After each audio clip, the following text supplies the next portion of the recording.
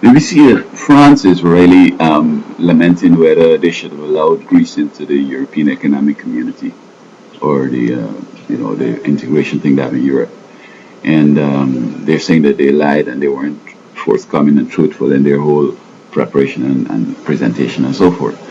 And Greece is one of the vulnerable nations in the European Union, and it seemed to be causing some problems over there and instability and so forth.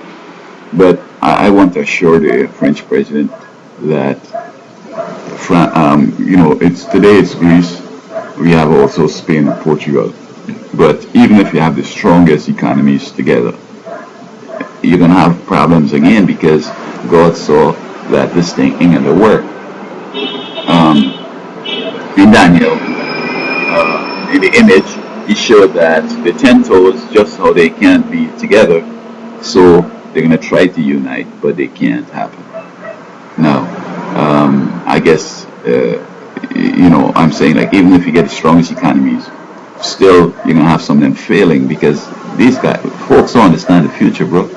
And you follow me. I have some plans that I think we could make the world a better place and create another 50 years of prosperity. But this is typical. I mean, you got to remember that. I mean, there might be several reasons why God would suggest that a thing can happen. When you study the history of Europe, the Middle Ages, and other times, I mean, if Europe were to come together and the whole Europe come together and be real strong at working, what kind of Europe is going to be? I mean, things tend to, Lord Acton said, power corrupts, but absolute power corrupts absolutely. Now, can you imagine if Europe were to, everybody in Europe unite and they become the strongest nation? What's going to happen? I mean, are they going to become the next superpower? Are they going to challenge?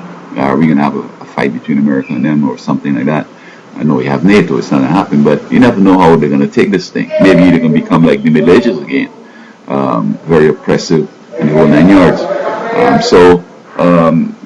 Don't blame Greece. I mean, everybody wants to have a better day and so on.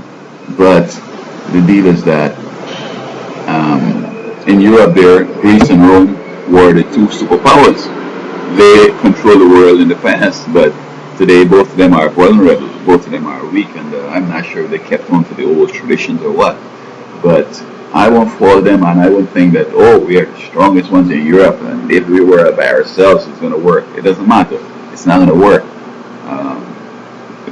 I mean, we don't know, according to Lord Acton, if you get absolute power, whether you're going to be absolutely beautiful and loving and kind and whatever, or you'll be absolutely corrupt.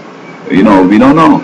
So maybe this is a way of saving Europe because, as I said, if you become united and strong, maybe you can get destroyed next week. You can destroy yourself. So maybe it's another chance to give you a chance to survive a little longer. So I won't necessarily take the whole Papandreou and the referendum and all these games over.